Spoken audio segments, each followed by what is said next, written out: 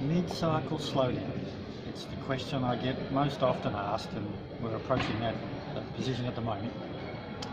You have to compare, when you're looking at mid-cycle slowdown, you have to compare apples with apples and oranges with oranges,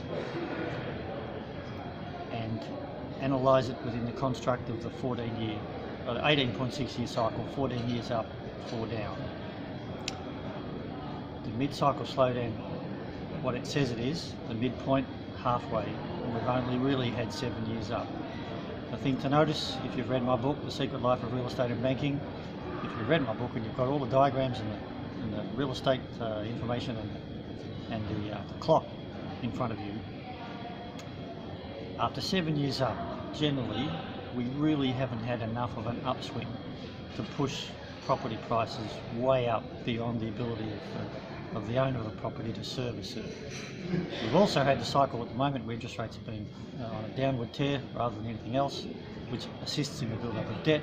But as a general rule, the mid-cycle slowdown is not land-related, and it's not as such credit-related on lent against land value. So the mid-cycle slowdown is never really as severe as the end of cycle.